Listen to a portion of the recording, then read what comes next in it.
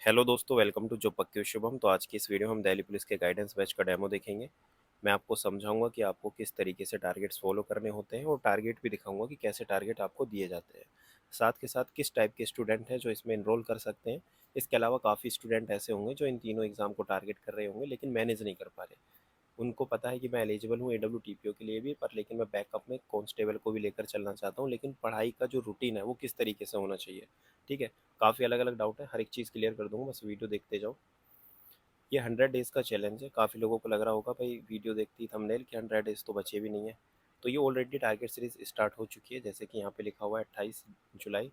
तो लगभग 50-55 दिन कंप्लीट हो चुके हैं। उनको कवर कैसे करने हर एक चीज़ समझाऊंगा। ठीक है, सबसे पहले मैं आपको ये बता देता हूँ कि इसमें है क्या क्या। Why this guidance batch is important for you. इस गाइडेंस बैच को ज्वाइन करने के बाद सबसे पहली क्वालिटी आपके अंदर think less and do more वाली आएगी। आपने देखा होगा जब आप डेली पढ़ाई करते हैं, पढ़ते टाइम आपके माइंड में बहुत सारे थॉट चलते हैं। फियर ऑफ फेलियर, क्या मेरा इस बार सिलेक्शन होगा या नहीं होगा, या जो मैं पढ़ रहा हूँ ठीक पढ़ रहा हूँ, या मुझे ये वाला कोर्स भी ले लेना है। मैथ का तो मैं रिवीजन ही नहीं कर पा रहा, मेरे पिछले जो भी चैप्टर हैं उनको किस तरीके से रिवाइज करने हैं, इस बार भी मेरा सिलेक्शन होगा या नहीं होगा, इतने सारे फॉर्म फिल कर रखे हैं, मुझे किस पे ज़्यादा फोकस करना चाहिए। ठीक है, इस तरीके से मतलब इतने थॉट चलते हैं दिमाग में पढ़ते टाइम, जिसकी वजह से तुम्हारा टाइम वेस्ट हो जाता है। 3 घंटे पढ़ के हटते हो, फिर आपको लगता है यार पढ़ाई तो मैंने सिर्फ 1 घंटे ही करी है। जब पूरा टाइम वेस्ट हो जाता है, छोटा सा एक एग्जांपल देता हूँ, मान लो आपने टारगेट रखा 50 क्वेश्चन करने 3 घंटे में मैथ के। जब 3 घंटे कंप्लीट होते तो आपने देखा कि यार 25 से 30 क्वेश्चन ही हो पाए। डेली इस तरीके से 20-20 क्वेश्चन बचते जाते हैं और ये आपका बर्डन बन जाता है। ठीक है, जिसकी वजह से जैसे एग्जाम आता है आपको लगता है एग्जाम से 10 दिन पहले या 20 दिन पहले, यार अभी भी मेरे चैप्टर बच रहे हैं, अभी मेरे वो टाइप बच रहे हैं जो आपने मार्क किए थे क्वेश्चन, यानी कि जो आप क्वेश्चन बार बार गलत कर रहे थे। मान लो 30 क्वेश्चन आपने करे 50 में से, वो वही क्वेश्चन है जो आपने एक बार में कर लिया, पहले से आते थे या किसी भी टीचर से पढ़ा और आपने डायरेक्ट कर लिए। बाकी 20 क्वेश्चन या जो आपने मार्क करे हार्ड क्वेश्चन, उनकी आपने अलग से प्रैक्टिस नहीं करी और उन्हीं से ही आपका स्कोर बूस्ट होना था, लेकिन उनकी आपने अलग से रिवीजन और प्रैक्टिस नहीं की। तो आपको लगता है मैंने 3 महीने मेहनत करी लेकिन मेरा सिलेक्शन नहीं हो पाया। दिक्कत यह है कि आपने अपने लूप होल पे वर्क ही नहीं किया। लूप होल का मतलब समझाता हूँ। मान के चलो कोई भी सब्जेक्ट है, हर एक सब्जेक्ट में आपके लूप होल होते हैं। मैथ में CI हो गया, ठीक है, इंस्टॉलमेंट के क्वेश्चन हो गए, इलेक्शन वाले क्वेश्चन हो गए, शॉपकीपर डिसोनेस्ट शॉपकीपर वाले क्वेश्चन हो गए, रेस के क्वेश्चन हो गए। इस तरीके से reasoning, coding, decoding, number series हो गई। या अभी एडिक्यूटी बेस्ड पैटर्न में स्टेटमेंट वाले क्वेश्चन आएंगे, आपको उनसे भी डर लग रहा होगा। Statement, calculation, cause and effect. ठीक है, इस तरीके से जितने भी ये क्वेश्चन हैं, जितने भी ये टॉपिक्स हैं, आपको इन पे मेहनत करनी है डबल। क्योंकि आपको जो आता है वो तो आता ही है, उसकी प्रैक्टिस ना भी करोगे तो भी आप अच्छे से कर लोगे। लेकिन आप क्या करते हैं, बस डायरेक्ट क्वेश्चन प्रैक्टिस कर लिए, 30 कर लिए, 40 कर लिए, लेकिन लूप होल पे वर्क नहीं कर रहे। रिवीजन नहीं पता, रिवीजन किस तरीके से करना है। मान के चलो आपने कोई एक कोर्स खरीद खरीद रखा है, गगन प्रताप सर का या आदित्य रंजन सर का। एक चैप्टर परसेंटेज उसके 200 क्वेश्चन आपने सीट से कर लिए, लेकिन आप फिर बुक से भी कर रहे हैं। फिर आप देख रहे हैं बुक से क्वेश्चन नहीं हो रहे, सीट के क्वेश्चन हो गए। फिर इन दोनों को कर भी ले रहे हैं तो इनमें जो मार्क क्वेश्चन है उनका टाइम नहीं मिल रहा। उनको रिवीजन किस तरीके से करें, क्योंकि यही इतने सारे क्वेश्चन हो गए, इसी में एक एक हफ्ता 10-10 दिन निकल गया। आपको पता होना चाहिए कितना पढ़ना है, कितना समेटना है। ठीक है, कंपटीशन वाला इन्वायरमेंट होना चाहिए। मान लो आज आपका स्कोर 40 आ रहा है, मेहनत करके आपका स्कोर 50 आ गया, लेकिन जब आप ग्रुप में देख रहे हैं आपको ये पता होना चाहिए कि भाई अभी तक मेरा कम से कम स्कोर 70 आ जाना चाहिए, 60 आ जाना चाहिए, क्योंकि ग्रुप में 70 से 75 बच्चे अभी भी ला रहे हैं। तो आप थोड़ा अपना पोटेंशियल जानोगे, मेहनत करोगे और अपना स्कोर बूस्ट करोगे। फोकस स्टडी होगी, आपको पता होगा क्या पढ़ना है क्या छोड़ना है।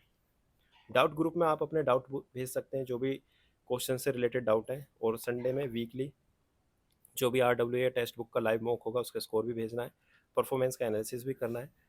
इसके अलावा काफ़ी ऐसे डाउट होते हैं जो आपके पर्सनल होते हैं कि भाई मेरा भी ग्रेजुएशन का एग्ज़ाम है, या अभी मेरे घर पे ये प्रॉब्लम है, मैंने अभी टारगेट फॉलो नहीं करे, तो जो भी बैकअप बचे हैं उनको किस तरीके से फॉलो करूँ, क्या छोड़ूँ।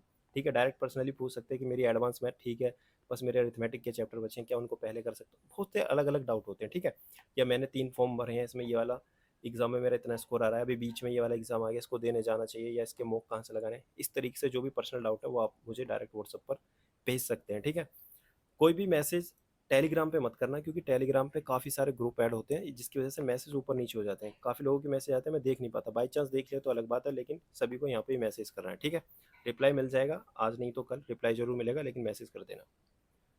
Effective strategy. इफेक्टिव स्ट्रैटेजी का मतलब है, आपको मैं एक राइट पाथ बताऊंगा कि हाँ, आप अगर इस लेवल पे हो और आपको यहाँ तक पहुँचना है, तो उसका एक डायरेक्ट रास्ता बताऊंगा, ऐसा नहीं कि घुमा फिरा के। आपको एक टू द पॉइंट रास्ता पता चलेगा कि आपको यही पढ़ना है बस। परफॉर्मेंस एनालिसिस होगा। परफॉर्मेंस एनालिसिस आपको खुद से करना है, आपको चेक करना है, ट्रैक करनी है अपनी स्टडी कि 6 दिन मैंने जो पढ़ाई करी है, 7वें दिन यानी कि संडे के दिन जब मैं फुल मॉक दे रहा हूँ तो क्या मैं स्कोर कर पा रहा हूँ, कितनी इंप्रूवमेंट कर पा रहा हूँ, कुछ फ़र्क नज़र आ रहा है या नहीं नज़र आ रहा। काफ़ी सब्जेक्ट ऐसे होंगे, जैसे कि रीडिंग स्किल की बात करूँ, उनमें इंप्रूवमेंट एकदम से नज़र नहीं आएगी। कुछ चीज़ें ऐसी हैं जैसे रीजनिंग के टॉपिक है, एकदम से मान लो रीजनिंग का कोई टॉपिक आपको नहीं आता, आपने आज पढ़ा एकदम से आ गया, कल प्रैक्टिस करी, परसों करी, यानी कि 3 से 4 दिन में उस टॉपिक में आप परफेक्शन ला सकते हो। लेकिन मैथ के कोई टॉपिक अगर आपके वीक है, पहले तो कॉन्सेप्ट क्लैरिटी, फिर प्रैक्टिस, फिर स्पीड, बहुत चीज़ें मैटर करती हैं। तो आपको ये भी समझना है कि कुछ टॉपिक ऐसे होते हैं जिसमें टाइम लगता है, एकदम से रिजल्ट नहीं मिलता, पेशेंस रखना है, ठीक है। ये हर एक चीज़ समझने की ज़रूरत है आपको। इसके अलावा इसको बाद में बताएंगे स्लाइड को। जितने भी प्रीवियस ईयर क्वेश्चंस हैं, सबसे पहले टारगेट तो आपको यही होना चाहिए कि जितने भी प्रीवियस ईयर क्वेश्चन है, ये मत सोचो कि एडिक्यूटी बेस्ड एग्जाम आएगा तो प्रीवियस ईयर नहीं करने।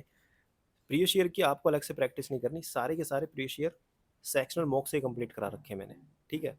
यानी आप जब बुक से प्रैक्टिस करोगे, मान लो मैथ के क्वेश्चन, तो आप कहीं से भी क्वेश्चन प्रैक्टिस कर सकते हो, लेकिन डेली हम क्या करते हैं, सेक्शनल मॉक देते हैं 6 दिन तक, मैथ का, रीजनिंग का, इंग्लिश का, इस तरीके से, जिससे आपके प्रीवियस ईयर क्वेश्चन कंप्लीट होते हैं इसमें। क्लियर। इसी में आपको एनालिसिस भी करना है, एनालिसिस की अलग से मैंने वीडियो बना रखी है, उसको देख लेना, नहीं तो टाइम वेस्ट हो जाएगा यहाँ पे। लाइव मॉक देना है संडे को, टेक्स्ट बुक का और RWA का।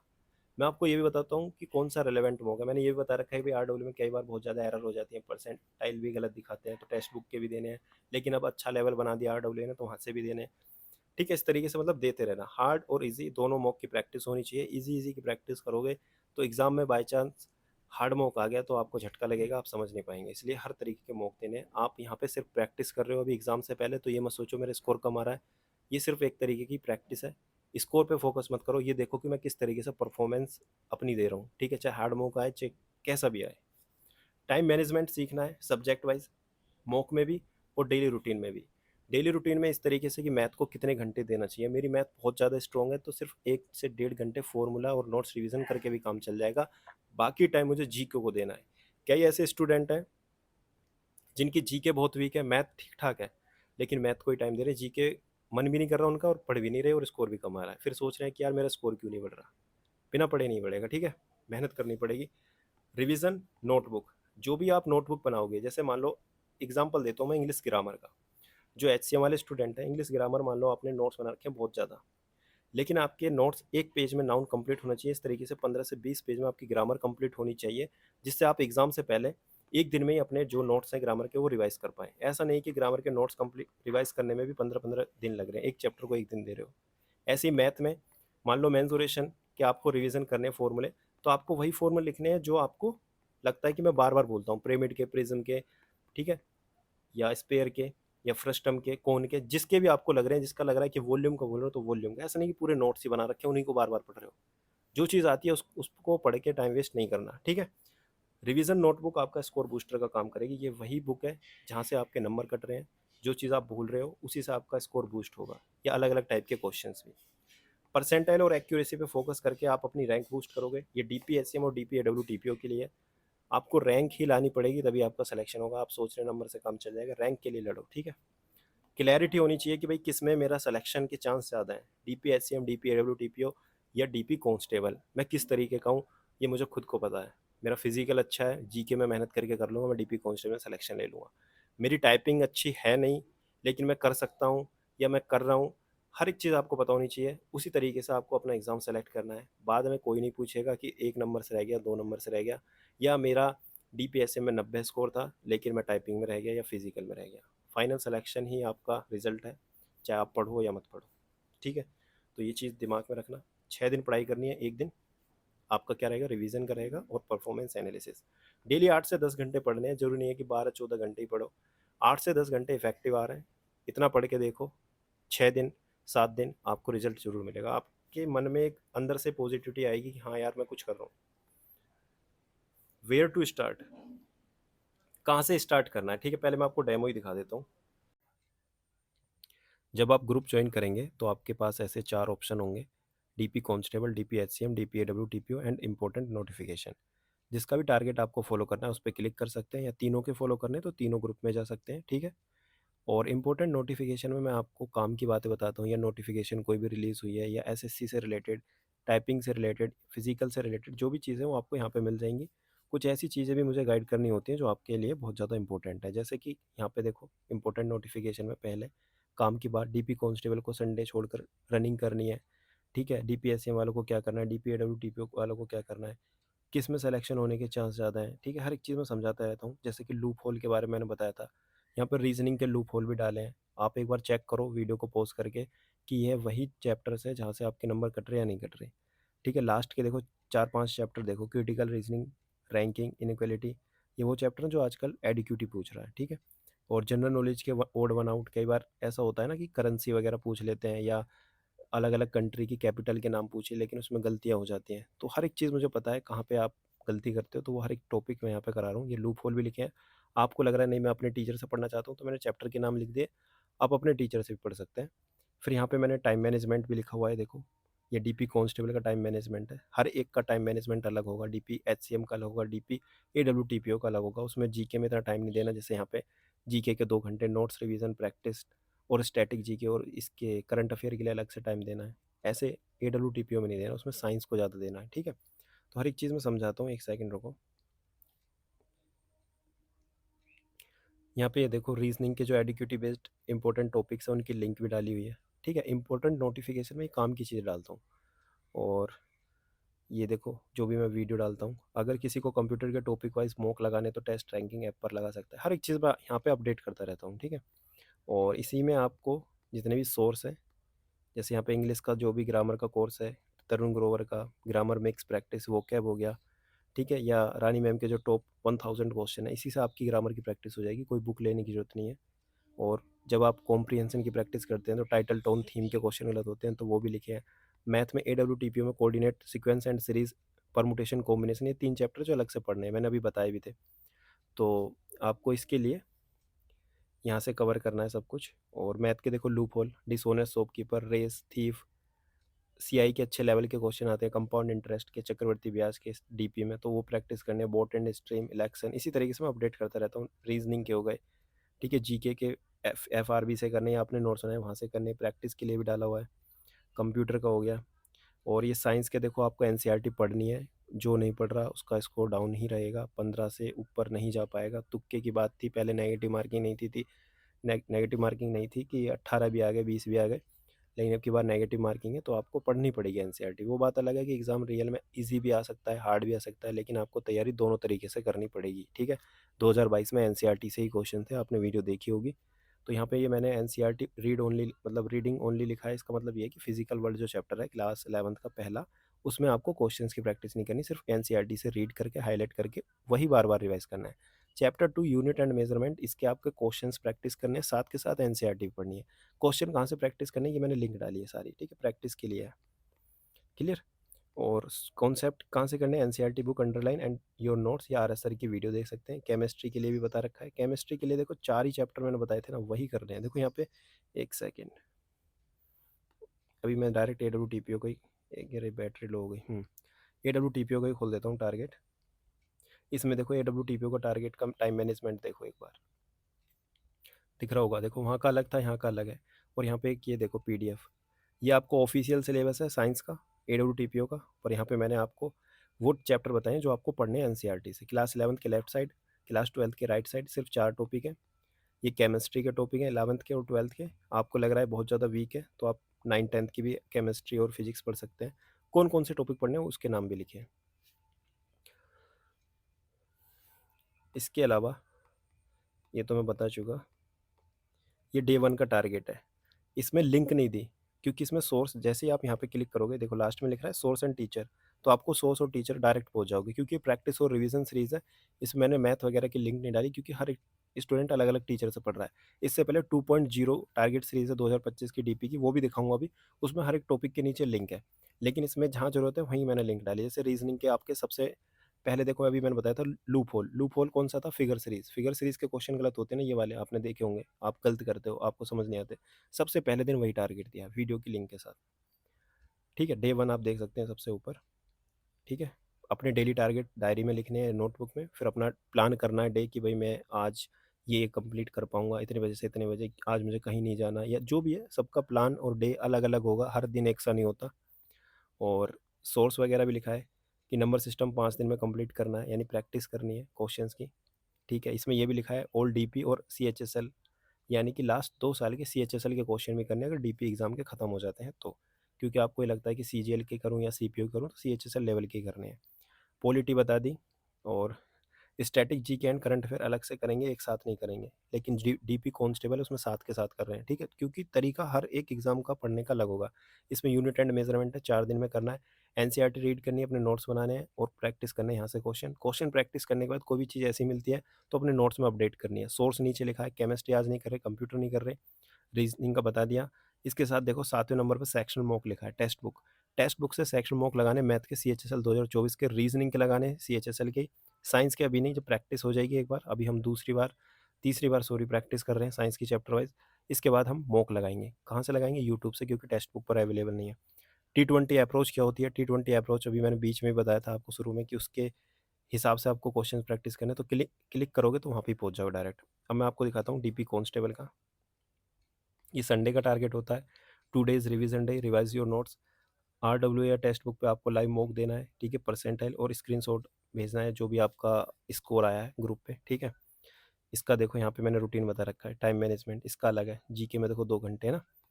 और एक सेकेंड, डे 1 देखते हैं इसका डे 1, इसमें भी नंबर सिस्टम चल रहा है। अभी हमारा जो सिलेबस है वो मैथ का कंप्लीट हो जाएगा रेशियो प्रोपोर्शन के बाद डीपी कांस्टेबल का, फिर इसका रिवीजन चलेगा डीपी कांस्टेबल में, लेकिन एचसीएम और एडब्ल्यूटीपीओ का कंटिन्यू रहेगा। जब एचसीएम का कंप्लीट हो जाएगा उसके बाद हमारा एडब्ल्यूटीपीओ के 2 चैप्टर हो रहे हैं वो करने हैं, कौन कौन से, permutation combination and AP GP. Polity ये चल रहा है, ठीक है। जीके में देखो अभी उसमें सिर्फ हम पॉलिटी कर रहे थे, लेकिन इसमें स्टैटिक जीके भी आ गया, डांस करना है क्योंकि स्टैटिक जीके, करंट अफेयर सब कुछ पढ़ना है। अभी इसमें करंट अफेयर देखो मैं क्या करा रहा हूँ, मई 2025 1/4, यानी कि 1 महीने में 4 दिन, मतलब 1 महीने के 4 दिन में कंप्लीट करने हैं, नोट्स नहीं बनाने, पीडीएफ से ही रिवाइज करना है, ठीक है। सोर्स इंडोलोगस, ये जहाँ से भी आपको करना है। फिर नीचे देखो क्या लिखा है, टॉपिक वाइज भी करेंगे बाद में, पहले मंथली कवर करेंगे फिर टॉपिक वाइज भी करेंगे, अपॉइंटमेंट हो गया, गवर्नमेंट स्कीम हो गया, ठीक है, स्ट्रेटी जीके के टॉपिक भी हो गए, नवीन सर से कर सकते हो, परमार से। सोर्स भी लिखता हूँ साथ में, कहाँ से प्रैक्टिस करनी है, प्रीवियस ईयर क्वेश्चंस का लेवल क्या होना, टीसीएस, ठीक है। जहाँ पे एडिक्यूटी बेस्ड होता है वहाँ पे एडिक्यूटी बेस्ड लिख देता हूँ। और रीजनिंग का फिगर सीरीज है, इसमें भी देखो, ठीक है। डीपी के इसमें मॉक है, मैथ के, रीजनिंग के, जीके के, अभी मैंने बताया था ना 70 मॉक कंप्लीट करने प्रीवियस ईयर, तो यहाँ आपको 1.5 घंटा अलग से देना है, बैठ के सेक्शनल मॉक लगाने हैं, उसको एनालाइज करना है। Analyse your mock and write your weak topic, इस तरीके से आपको डेली टारगेट्स मिलेंगे और ये अपडेट होते रहते हैं, हर दिन आपको अलग अलग तरीके से मिलेगा। और जब ये करंट अफेयर कंप्लीट हो जाएंगे तो फिर टॉपिक वाइज, अभी जैसे टॉपिक वाइज चल रहे हैं, ठीक है। और जब बात करते हैं AWTP और HCM की, तो इसमें स्टैटिक जीके और करंट अफेयर एक साथ नहीं करते, क्योंकि हमारे पास टाइम नहीं है इतना कि एक दिन में सब कुछ कवर कर ले, क्योंकि हमें साइंस भी पढ़नी है, तो उसका उस हिसाब से मैं टारगेट कंप्लीट करा रहा हूँ, ऐसा नहीं कि सभी में सेम दे रहा हूँ, ठीक है। आपको लग रहा है कि मुझे डीपी कांस्टेबल की तैयारी और AWTPO की तैयारी करनी है, तो जीके का ये वाला टारगेट फॉलो करो, बाकी AWTPO का करो, ठीक है। तो इस तरीके से ये डेली टारगेट्स का डेमो है, और भी काफ़ी चीज़ें हैं जो मैं आपको दिखाता हूँ, एक सेकेंड, कुछ मोटिवेटेड, एक सेकेंड, हाँ, कुछ मोटिवेशन के लिए मैं चीज़ें डाल देता हूँ, जैसे यहाँ देखो,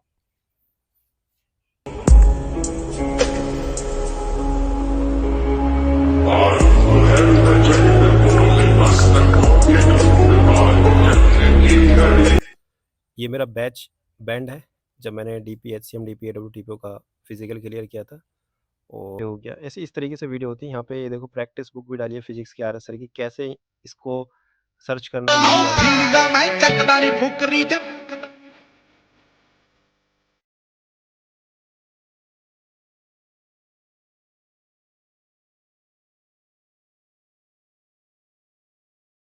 ठीक है। इस तरीके से आपको मतलब ग्रुप में ज्वाइन होकर ये चीज़ें मिलेंगी, अपडेट होते रहोगे।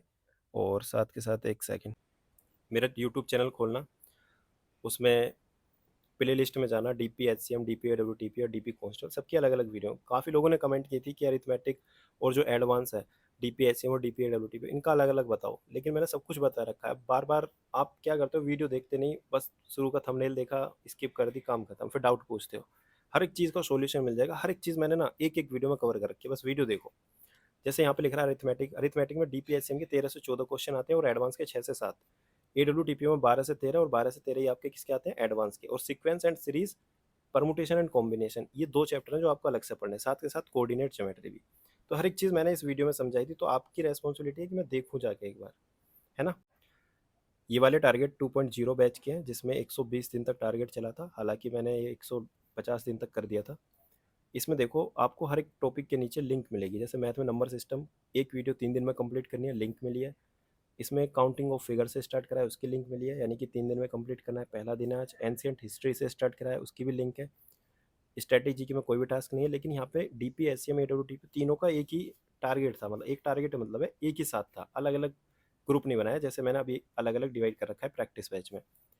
इसमें जैसे यहाँ पे लिखा है इंग्लिश, इंग्लिश के साइड में लिखा है ओनली फॉर डीपी एचसीएम, ठीक है, यानी कि डीपी एचसीएम वालों के लिए। ये तो आपको ही पता होगा कि सिर्फ डीपी एचसीएम वाले ही करेंगे। बेसिक ऑफ इंग्लिश 2 दिन में कंप्लीट करनी है, यानी बेसिक का मतलब पार्ट ऑफ स्पीच आपको पता होनी चाहिए, नाउन क्या होता है, प्रोनाउन क्या होता है, यानी बिल्कुल बेसिक से स्टार्ट किया इसमें। प्रैक्टिस और रिवीजन सीरीज का मतलब ये है कि आपका सिलेबस कंप्लीट हो गया है, आपको यहाँ पे क्या करना है, स्कोर बूस्ट करना है। रिवीजन किस तरीके से करना है, कितने दिन में कौन से चैप्टर को पढ़ना है, अपने लूप होल पे कैसे वर्क करना है, हमारा वो टारगेट है इसमें। देखो अभी जो करंट में टारगेट चल रहा है उसका मैं आपको दिखाता हूँ, डीपी कांस्टेबल का। देखो रीजनिंग में इनइक्वालिटीज़ लिखा है, ठीक है, पीयूष वासने सर। ये मैंने वही टॉपिक्स दिए हैं जैसे कि मुझे नोटिफिकेशन में पता चला कि हाँ ये टॉपिक्स भी आ सकते हैं, तो मैंने वो भी इंक्लूड कर लिए, या कुछ अपनी तरफ से भी कि हाँ इसके आने के चांसेस हैं। तो ये मत सोचो कि भाई मुझे क्या पढ़ना है, कहाँ से पढ़ना है, ठीक है, ये सब मेरी जिम्मेदारी है, आपका काम है, बस टारगेट मिल गया उसको कंप्लीट करो, काम खत्म। आगे की स्लाइड है कि how and where to start. अगर आपको लग रहा है कि भाई ज्वाइन करनी चाहिए तो कैसे और कहाँ से स्टार्ट करें। पहला तो क्वेश्चन यही आएगा कि भाई 50 दिन लगभग कंप्लीट हो गए हैं। सबसे पहले तो आपको डिसाइड करना है आपका एग्ज़ाम, डीपी एससीएम की तैयारी करनी है, कांस्टेबल की तैयारी करनी है, या एससीएम की तैयारी करनी है। आपको लग रहा है दोनों की तैयारी कर सकता हूँ, तो आपको मैं अभी एक स्लाइड और समझाऊंगा, ये वाली, ठीक है। पर पहले मैं आपको ये समझा देता हूँ। चाहे आपका कोई भी लेवल हो, आपको डे 1 से ही स्टार्ट करना है, यानी कि फिगर सीरीज हो गया, नंबर सिस्टम हो गया, मान लो आपने नंबर सिस्टम पढ़ रखा है तो उसके वो क्वेश्चन प्रैक्टिस करो जो आपने मार्क कर रखे हैं, लेकिन करना जरूर है, स्किप कुछ नहीं करना, ठीक है। अपनी रिवीजन बुक बनानी है, रिवीजन कॉपी, जिसमें आप लिखोगे नंबर सिस्टम में मैं जो जो चीज़ बोल रहा हूँ बस वही लिखने शॉर्ट में, फॉर्मूले डायरेक्ट, ठीक है। Notes, note targets, target note करें अपनी डायरी में। आप मॉडिफाई कर सकते हैं, मॉडिफाई का मतलब आपको लग रहा है कि भाई मेरा, मुझे पहला जो टारगेट मिला वो नंबर सिस्टम का मिला, नंबर सिस्टम 5 दिन में कंप्लीट करना है, लेकिन मेरा बहुत स्ट्रॉन्ग, मैं 2 दिन में कंप्लीट कर सकता हूँ। फिर अपने आपको, जैसे मेरे पास काफ़ी मैसेज वगैरह आते हैं कि सर मेरा नंबर सिस्टम ठीक है या अरिथमेटिक ठीक है, बचे हुए टाइम में मैं अपनी एडवांस स्टार्ट कर सकता हूँ, तो आप अपने अकॉर्डिंग वो मॉडिफाई कर सकते हैं, मेरे से पूछ सकते हैं, आप अपने डायरेक्ट लूप होल पे वर्क कर सकते हैं, आपको सोर्स वगैरह दे रखे हैं, ठीक है। सबका टारगेट एक नहीं होगा, सबको अलग अलग तरीके से पढ़ना होगा, उसी के लिए मैं आपको हेल्प करूँगा। अपने वीक टॉपिक चेक करने हैं, ठीक है। तो डे 1 से स्टार्ट करना है। अब डे 1 से जब स्टार्ट करोगे तो कई बार ऐसा भी होगा, आप 2-2 दिन के टारगेट आपको लग रहा है ये 5 दिन में कंप्लीट करना है, आप 3 दिन में कंप्लीट कर सकते हैं। आपका, आपके सामने रेशियो प्रोपोर्शन अब जैसे चल रहा है, ठीक है, 3 दिन में कंप्लीट करना है, आपको लग रहा है नहीं ये तो मैं सिर्फ नोट्स रिवाइज करके काम चला जाऊंगा, तो 3 दिन का काम आप 1 दिन में कर लोगे। इस तरीके से ये मिनिमाइज होता जाएगा, ठीक है, जो भी 50 दिन के टारगेट हो टाइम से कंप्लीट हो जाएंगे। बाकी आप सभी के साथ रहोगे, आपको ऐसा नहीं लगेगा कि यार पीछे के टारगेट है कैसे करूँ। आप जब लाइव मॉक दोगे ना, तो आप डायरेक्ट ग्रुप पे शेयर करोगे, तो लाइव मॉक ही देने, आपको पीछे का मॉक नहीं देना, वही स्कोर का एनालिसिस करना है, वही स्कोर शेयर करना है, वहीं से आप आपस में डाउट पूछेंगे। इसके अलावा आपको ये भी दिक्कत होगी कि भाई डे 1 किस तरीके से, मतलब डे 1 पे जाऊँ, मुझे स्क्रॉल करना पड़ता है, मैं पिन कर दूँगा, आप जैसे ही उस पर क्लिक करोगे ऊपर डायरेक्ट डे 1 पे पहुँच जाओगे, एक तो ये दिक्कत खत्म हो जाएगी, ठीक है। हाउ टू कवर 100 डेज ये मैं बता चुका अभी। बाकी फुल मॉक लाइव देने ये भी हो गया। और इस चीज़ पे फोकस करना, एनालिसिस पे सबसे ज़्यादा। अगर कोई मतलब ऐसा स्टूडेंट है जो ग्रुप ज्वाइन नहीं करना चाहता या गाइडेंस बैच ज्वाइन नहीं कर पाएगा, तो मेरी जितनी भी वीडियो प्लेलिस्ट में उन्हें जाके देखो, उसमें बहुत क्लैरिटी आएगी, आपको समझ में आएगा पढ़ने का तरीका क्या है, किस तरीके से पढ़ना है, कम टाइम में कैसे सिलेक्शन लेना है। अपना एनालिसिस करो, स्ट्रेंथ क्या है, वीकनेस क्या है, क्या क्या आपके पास अपॉर्चुनिटी है, क्या क्या आपके पास थ्रेट है, फ़ोन या जो भी चीज़ें हैं जो आपको कहीं ना कहीं डिस्ट्रैक्ट कर रही है, उनको मिनिमाइज़ करना है, ठीक है। अपनी करंट स्टेटस देखो, कितना मेरा स्कोर है और मुझे कितना चाहिए सिलेक्शन के लिए, उसके बीच में किस तरीके से स्टडी प्लान बनाऊँ, वो आपको करना है। अब मैं आपको समझा देता हूँ ये वाली स्लाइड, लास्ट लास्ट स्लाइड ये है। अगर आप तीनों टारगेट फॉलो करना चाहते हैं या 2 टारगेट फॉलो करना चाहते हैं, मान लो आप जीके अच्छी करना चाहते हो, तो जीके के लिए डीपी कांस्टेबल के जीके का टारगेट फॉलो करो बस, क्योंकि इसमें मैं करंट अफेयर भी करा रहा हूँ, ठीक है, स्टैटिक जीके का टॉपिक भी करा रहा हूँ अलग से साथ के साथ। जब हम डीपी, एडब्ल्यूटीपी और एससीएम की जीके पढ़ रहे हैं, उसमें पहले हम सब्जेक्ट वाइज कवर करेंगे, उसमें मंथली मतलब जो करंट अफेयर वो कवर नहीं करेंगे, हम डायरेक्ट टॉपिक वाइज पे टारगेट करेंगे, ठीक है। लेकिन इसमें हमें बहुत डीप पढ़ना है, क्योंकि 50% तो जीके ही आ रही है 100 में से। इसी तरीके से मैथ अगर आपको अच्छी करनी है तो DPA और DPSCM। DPA में 2-3 चैप्टर अलग से पढ़ने हैं, परमुटेशन कॉम्बिनेशन और APGP एंड कोऑर्डिनेट ज्योमेट्री। बाकी HCM का लेवल भी ठीक ठाक आता है। HCM का मैंने अभी कल नोटिफिकेशन में समझाया था, उसमें लिखा था बेसिक अरिथमेटिक, लेकिन अरिथमेटिक के अलावा एडवांस मैथ भी आती है। सिलेबस पे मत जाना, धोखा खा जाओगे। इंग्लिश HCM के लिए ये तो आपको पता ही है, साइंस AWTPO के लिए ये भी पता है। कंप्यूटर और रीजनिंग है कहीं से भी पढ़ लो, दोनों का मैं सेम ही, मतलब तीनों का सेम ही करा रहा हूँ, ठीक है, क्योंकि सेम ही लेवल आने वाला है, इतना हार्ड नहीं है। बल्कि जीके में, सॉरी, रीजनिंग DP कांस्टेंट में 25 की आती है, AWTP में 25 की, 25 नहीं 20 की आती है, और उसमें 25 की आती है, ठीक है। तो आई होप जो भी मैं क्लियर करना चाह रहा था आपके सभी पॉइंट क्लियर हो गए होंगे, और अब आपको लग रहा है कि ज्वाइन करनी चाहिए तो ज्वाइन कर सकते हैं। बाकी अपने आप भी पढ़ाई हो सकती है, लेकिन लूप होल पे वर्क करना है, अपने जो भी बीच में जो गैप है उस पर फोकस करना है, ठीक है। बाकी प्रोसेस क्या है ज्वाइन करने का वो समझा देता हूँ, क्या क्या चीज़ मिलेंगी ये आप यहाँ रीड कर लेना। आप मुझसे यहाँ पे भी कनेक्ट हो सकते हैं। Process to join, you have to scan QR code, ठीक है, ये QR कोड है, इसको स्कैन करना है, पे करना है 299। ये सभी के लिए सेम है, ठीक है, ऐसा कुछ नहीं है कि भाई किसी को डिस्काउंट डिस्काउंट वगैरह मत कर कहना, मतलब ठीक है, सेम फ़ी है, ठीक है, सभी को सेम। अभी तक 2023 वाले में भी यही सेम फ़ी थी, उसके बाद जो रिवीजन बैच चला उसमें भी, और अब ये भी, और 2.0 में भी, सभी में सेम है। पेमेंट का स्क्रीनशॉट भेज देना व्हाट्सअप पर 8860131140, ठीक है, व्हाट्सअप पर ही अवेलेबल है नंबर, ठीक है। व्हाट्सअप करना, अपना रोल नंबर मिलेगा, जो भी रोल नंबर मिलेगा अपनी टेलीग्राम आईडी पे नाम के पीछे लिखना है। मान लो आपको मिला JPS 2025, तो जो भी आपकी टेलीग्राम आईडी है उसके नाम के पीछे अपना रोल नंबर लिखना है। लिंक मिलेगी, सेंड करनी है रिक्वेस्ट, मैं ऐड कर दूँगा, 24 घंटे के अंदर आप ऐड हो जाओगे। अपने टारगेट्स फॉलो करना स्टार्ट कर देना डे 1 से। Thank you so much. Distract बिल्कुल मत होना, अपने ऊपर भरोसा रखो, अपना एम क्लियर रखो, तभी सिलेक्शन होगा। भटकोगे सिलेक्शन नहीं होगा। मेहनत लगेगी, आपको लगेगा कि मैं मेहनत बहुत कर रहा हूँ, लेकिन एट द एंड सिलेक्शन नहीं हो पाएगा, टाइम लग जाएगा। एक बार में सिलेक्शन लेना, इफेक्टिव स्ट्रैटेजी के साथ पढ़ लो और सिलेक्शन ले जाओ। अभी भी इतना टाइम है, स्टार्ट करोगे तो स्कोर बूस्ट हो जाएगा, ठीक है। चलो बाय।